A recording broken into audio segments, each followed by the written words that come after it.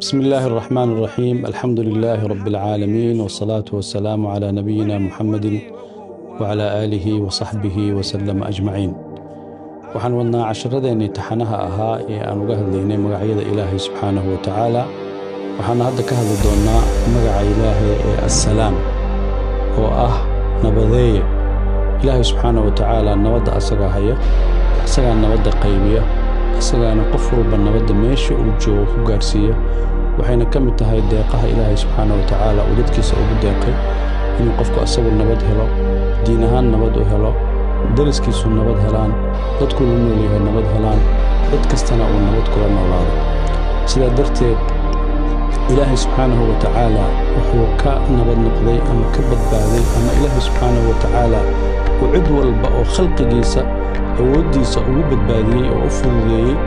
inay helaan nabad ay ku noolaadaan si ay u gaaraan barwaaqo adduun iyo barwaaqo aakhiro. Ilaahay subxaanahu wa ta'ala asagana wuxuu ka nabadgelay wax kasta oo daatadiisa ama sifadiisa ama ficilkiisa aan u qalmin. Ilaahay subxaanahu wa ta'ala wuxuu addoommadiisana ugu deeqay oo uu siiyey in mar walba ay nabad helaan oo nabadda u noqoto waxyaabaha asaaska u ah. awliyadiisa iyo addoommadiisa marka uu jannada geeyo, Ilaahay subxaanahu wa ta'ala wuxuu yidhi kalaamun qawlan min rabbin raxiim. rusushiisa iyo ambiyadiisana waxyaabaha uu ku tilmaamay oo ku sheegay waxaa ka mid ah salaamun cala almursaliin. nabiyullaahi ibraahiimna si gaara buu Ilaahay subxaanahu wa ta'ala ugu doortay oo uu yidhi salaamun calaa ibraahiim. wuxuu kaloo ayagana salaantaas ama nabaddaas uu mar walba ugu celceliyey ambiyadiisa qaar ka mid ah oo uu ka mid yahay nebi muuse iyo nebi haaruun calayhim assalaam. salaamun calaa muusa wa haaruun. ummadda mu'miniinta ahna wuxuu nebiga calayhi salaatu wassalaam amray inay dhaqan iyo akhlaaq ka dhigtaan inay salaan ama nabad mar walba isugu naadiyaan. ifshu salaama baynakum. oo nebiga calayhi salaatu wassalaam oo dadka muslimiinta ah ku dhiirigeliyey inay akhlaaq iyo dhaqan ay ka dhigtaan. waxaa kaloo Ilaahay amray marka aad guri timaado oo aad meel soo gasho, idaa dakhaltum buyuutan fasallimuu calaa ahliha, oo ah marka lagu arkaba in marka hore adiga nabad lagaa arko, adiga inaan nabad wadin ay kaa muuqato. sidaa darteed Ilaahay subxaanahu wa ta'ala waxyaabaha uu jannadiisa xataa ku ammaanay waxaa ka mid ah wallaahu yadcuu ilaa daari salaami wa yahdii man yashaa. oo uu culimmada qaarkood mufasiriinta ay dhaheen Ilaahay subxaanahu wa ta'ala asaga ah assalaam, jannadiisa wuxuu u bixiyey assalaam. qof kasta oo soo galana waxaa la siiyey salaam oo ah nabad la siiyey. ibnu cabbaas wuxuu leeyahay jannooyinku waa 7, mid ka midana waxaa la dhahaa assalaam. saa darteed Ilaahay subxaanahu wa ta'ala jannooyinka qaar maadaama salaam loo bixiyey, culimmadu waxay yidhaahdeen mar waxaa loogu bixiyey in loo idaafeeyey oo loo tiiriyey Ilaahay subxaanahu wa ta'ala oo ah assalaam. marna waxaa loo tiiriyey dadka meesha ku nool waxay iskula hadlaan oo isku salaamaan oo ah assalaamu calaykum. marna waxaa loo tiiriyey maadaama meeshii lagu soo cuskaday ee lagu soo fariistay ee la yimid ee nabadda lagu raadinayay inay tahay, saa darteed Ilaahay inuu jannadiisa salaam u bixiyey. qofka marka bini aadamka adduunyada marka uu joogo, nabaddu waxay u tahay rajo. wuxuu rajaynayaa inuu nabad ku noolaado, wuxuu rajaynayaa inuu nabad gaaro, wuxuu rajaynayaa inuu nabad heli doono. laakiin marka aakhiro la tago oo dadka Ilaahay subxaanahu wa ta'ala uu doortay uu jannadiisa geeyo, nabaddaasi waxay u tahay waaqic ama xaalad dhab ah oo ay ku nool yihiin oo ay la noolaanayaan. yacni meesha u dambaysay oo nabadda ay raadinayeen bayba tageen. sidaa darteed qofka waxaa laga rabaa muslimka ah inuu nabadda kula noolaado. horta marka koowaad naftiisa, naftaada see nabad kula noolaanaysaa? waa inaad ka fogayso wax kasta oo culimmadu ku sheegeen ashahawaat waashubahaat. wax kasta oo caqiidadaada tashwiish kaa gelinaya ama kaa wareerinayo inaad marka hore naftaada ka tirtirto.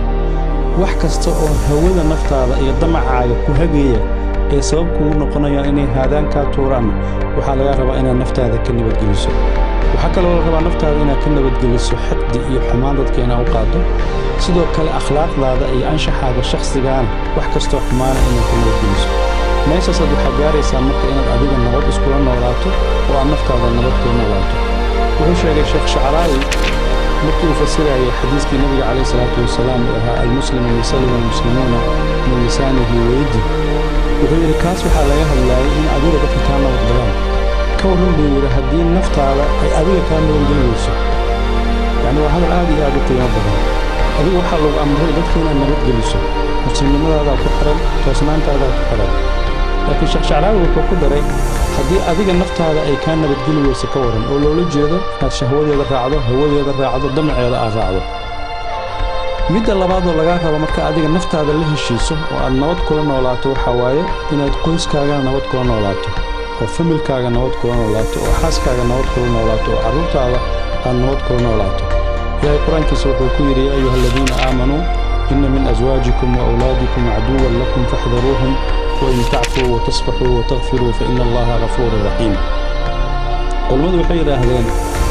qofka familka mas'uulka ka ah waxa meesha loo sheegay saddex shay oo isdaba socota inta saddexda shay aan loo sheegin waa loo digo waxa lagu dhahay cadaawada iyo cadowtinimada familkaaga iyo carruurtaada kaaga imaanaya ka digtaano laakiin xalka loo sheegay marka dadka qaar waxa laga yaabaa inay halka ku joojiyaan oo yiraahdo caduwa lakum faxdaruuhum halkaas uu joojiyo laakiin ilaahay subxaanahu wa tacaala xalkii ku daray xalku ku darayna muxuu ahaa marka koowaad familkaaga carruurtaada xaaskaaga qoyskaaga aad la nooshahay wixii ay shalay khaldeen ama khaladaad ay hore u soo sameeyeen isku day inaad ka cafisid marka labaad ay khalad sameeyaan oo aad ku aragto ayagoo khalad samaynayaan isku day inaadan xasuusinin khaladka ay shalay galeen waa safxiga inaa wixii la soo dhaafay aad dhaafto guryaha kuma dhismaan inaad tiraahdo shalay waxaana samaysay shalay dembigaasaa gashay taas waxay dhaawacdaa dareenka qofka haday tahay xaaskaaga waxay kala dhaawacdaa dareenka ninka laftigiisa hadii gabadha laftigeeda ay ninkeeda hadallada noocaas oo kala ah ay ku tiraahdo carruurtuna waa la mid waxa la rabaa inay kula noolaatid wixii shalayna inaad iska cafiso haddana hadii khalad uu galo inaadan dib ugu laabanin wixii la soo dhaafay waxa kale oo la rabaa inaad wixiina cafiso almaghfira inaad u dambi dhaafto waxa meesha ka dhacay inaad ka boodo oo aad samayso maxaa la rabaa marka qoyskaanu si uu isku haysto oo nabad u wada noolaado inay ku wada noolaadaan alcafu wasafxu walmaghfira saddexdaas inay ku wada noolaadaan baa laga rabaa macnaheedu loolama jeedo khaladka carruurta ma saxaysid loolama jeedo khaladka familkaaga ma saxaysid laakiin waxaa la rabaa dhismaha iyo tiirka si aad nabad adigana u hesho nabadna ku wada noolaataan waa in reerkaasu ay ku dhisan yihiin inaanan mar walba laga shaqaynin shalay waxaasaa samaysay maanta waxaasaa samaysay darteed qoys degan haddaa aragto waa qoys mar walba nolosha ka fiirinaya sida ugu degan ee ugu wanaagsan ee berri mustaqbalka loogu sii gudbi karo inta haddaa samaysa marka adigana maxaa helaysaa ghafuurur raxiim inuu ilaahay subxaanahu wa tacaala dembi dhaafaha ah oo naxariista badan juhdigaas aad reerkaaga iyo carruurtaada gelisay inay adiga kugu soo laabato aad dembi dhaaf ku hesho inta markaa ka soo gudubto waxaa la rabaa mujtamaca muslimka ayaad la nooshaa inaad nabad kula noolaato oo aad nabadda say ugula noolaanaysaa nabiga sal alay wasalam waa keliya ifshu salaama baynakum assalaamu calaykum dadka ku dhaha markay kaa soo baxaan keliya ma aha waa laga rabaa inaad assalaamu calaykum tiraahdo salaanta islaamka ku salaamto waa laga rabaa laakiin xadiisku wuxuu ka hadlayaa waxaa waaye inaad nabadda faafiso nabadda say ku faafinaysaa waa in qof kasta oo muslim oo kaa soo horbaxay horta adiga aad isu diyaarisay inaad qofkaad nabadgeliso marka labaadna waa inaad adiga ku faraxdo markaad aragto qof walaalkaa ah oo nabad ku nool oo wanaag haysta oo barwaaqo ku nool marka saddexaadna waa inaad dhaqankaaga iyo dabcigaaga uu abuuraayo hab qof kasta oo kaa soo horbaxa uu dareemayo nabad uu kugu dareemayo marka waxa la rabo waxa weeye qof walba inuu asagu qaato mas'uuliyadda bulshada ka saaran ee ah inuu nabadda faafiyo waxa kaloo laga rabaa markaad ka soo gudubto bulshada inaad ummadda oo dhan bini aadanka oo dhan inaad nabad kula noolaato waata ilaahi subxaana wa tacaala uu leeyahy walaa taquluu liman alqaa ilaykum assalaama lasta mu'minan oo ah qofka adiga hadduuba nabad ku tuso hadal wanaagsan uu ku tuso oo si fiican kuu salaamo adigana si fiican u salaam cid kasta oo kula hadashana salaam fiican iyo hadal fiican kula dhaqan nabadna kula noolow waxaa kale xataa laga hadlaa qofka kugu soo xadgudba asaga laftigiisa inay waxyaabaha kuu furan waxaa ka mid ah inaad nabad kula noolaato masiixiyadu waxay qabaan haddii dhabankaaga midig la dharbaaxo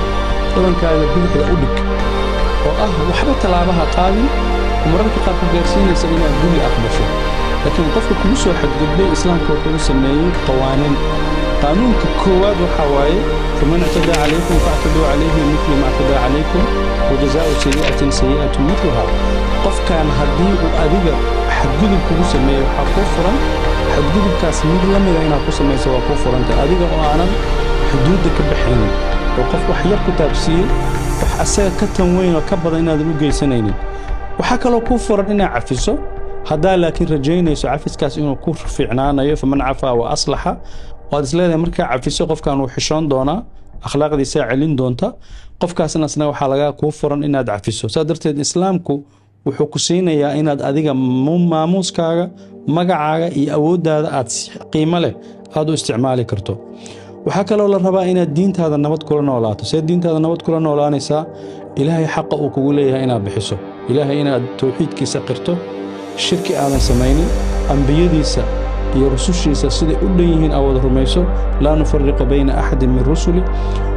وارد كاغا يواجب كاسارنا إنا تقدن كرتو واجب إلهي سبحانه وتعالى أو كساري وحق اللباطة وحق إلهي كسو حقاء إن العدالة كشقيسو إن ظلمك أتكهر تكتو إن عدكست أو كو قردقتو أتسي عدالة أتكولا نقنتو تاوحي كو كيني سامرك عديق إن الأولي يلتد إن دين أهان أن نقطو قف كنول برواقو ينبت كنول أن نقطو سيدرتي قفك مسلم كاوحا لغا ربا إنو قف نمدي سنة عيبتك اللورو ومدنا ونبت للراديو نفتي سنة ونبت كلقو إلهي سبحانه وتعالى نبيذ قارو قارسية مالها أقص الرئيس قفك بن آدم كأنبت وقباهيها إلهي القرآن كشف كده وسلام عليه يوم ولد ويوم يموت ويوم يبعث حيا سفيان بن عيينة أيضا نقف في سيرة يوحو بها قفك بن آدم كأه وحاجر سدح ميلاد وقباهيها يعني وكجل حالة مبدئة ورفاضة ووحا كحي وسنقرنين نبيك مركب حال السيئة إنه صدح ديب إلهي سبحانه وتعالى وكسية النبض مدى كواد وحا ويقفك مركب دارناي وحيني هنكو كسر بحايا على شوينيس مينو سنقرنين بوصا بحايا مانس إلهي النبض بكسية ماشي اللي بعدنا وحاوي مكة لمته وحدر كيسا وحانا هرأ وأركن وحانا نبدأ أنك أن نقرنيني وقفك مركب بنتو وسنهري وأركن جرين بواركايا أيضا إلهي النبض بكسية مدى اللي بعدنا ويوم يبعث مركي خلائقنا عندنا دنتان إلهي سبحانه وتعالى وصوص صاري مركي الله صوب حيانا إلهي سبحانه وتعالى وكسية النبض صدرت هدار ربطه إن الميلها أدق النبض ونولاتو وحال ربا أديك إن نفت هذا النبض كويسو ومدنا النبض سيسو النبض دنا قيبسو والله تعالى أعلم والسلام عليكم